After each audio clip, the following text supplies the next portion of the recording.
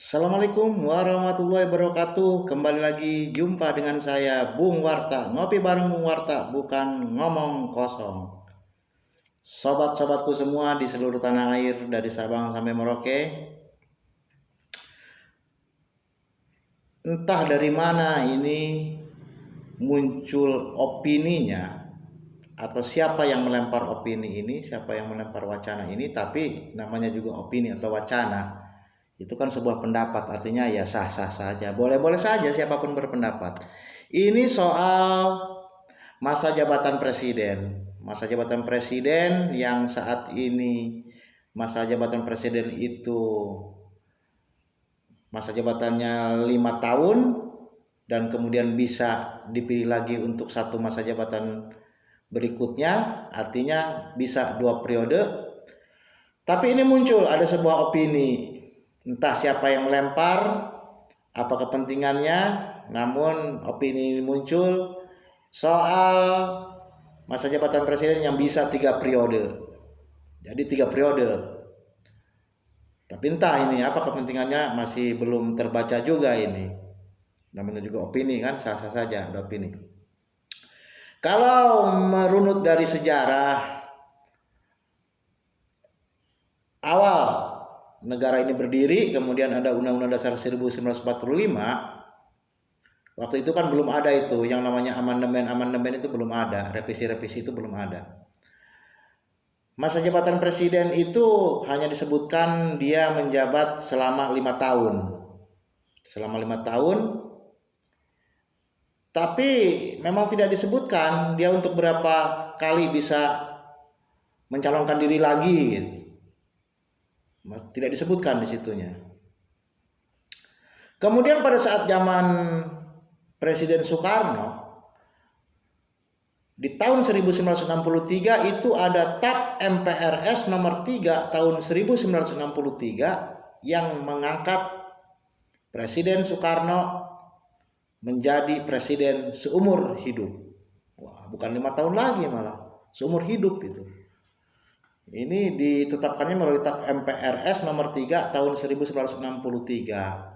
Ditetapkan menjadi presiden seumur hidup. Pertimbangannya ya karena memang kebutuhan penilaian-penilaian dan pertimbangan bahwa Presiden Soekarno adalah pemersatu bangsa.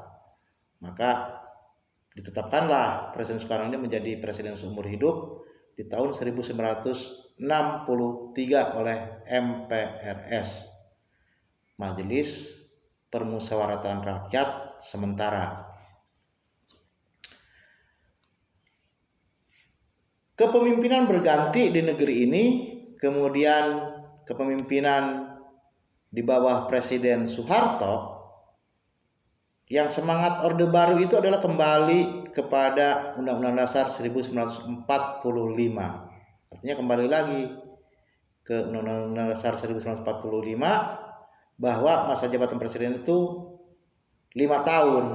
Namun tetap tidak disebutkan juga tuh, tidak ada revisi, tidak ada amandemen soal berapa kali ini bisa mencalonkan diri atau menjabat.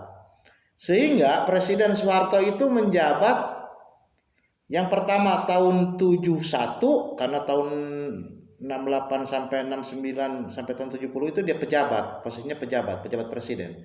Berarti tahun 71, kemudian tahun 77, kemudian pemilihan lagi tahun 82, pemilihan lagi tahun 87, pemilihan lagi tahun 92, pemilihan lagi tahun 97. Jadi 6 kali kalau nggak salah, itu berarti 6 kali masa jabatan Presiden Soeharto itu. Ya karena memang tidak disebutkan di ketentuan undang-undang dasarnya itu bisa berapa kali. Sampai kemudian terjadi amandemen setelah pasca reformasi, ada amandemen undang-undang, banyak yang berubah di Undang-Undang Dasar 1945 itu, termasuk diantaranya pemilihan presiden secara langsung, kemudian ada DPD kan sekarang itu, Dewan Perwakilan Daerah, jadi hilang itu utusan daerah. Fraksi TNI Polri itu kan sudah nggak ada. Yang ada itu MPR itu sekarang adalah DPR ditambah dengan DPD, Dewan Perwakilan Daerah. Nah,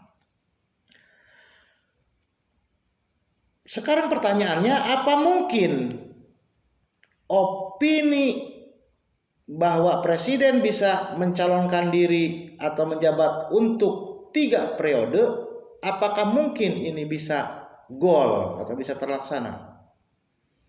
Ingat bahwa Undang-Undang Dasar 1945 ini yang kemudian sekarang bisa diamandemen itu kan itu adalah produk politik.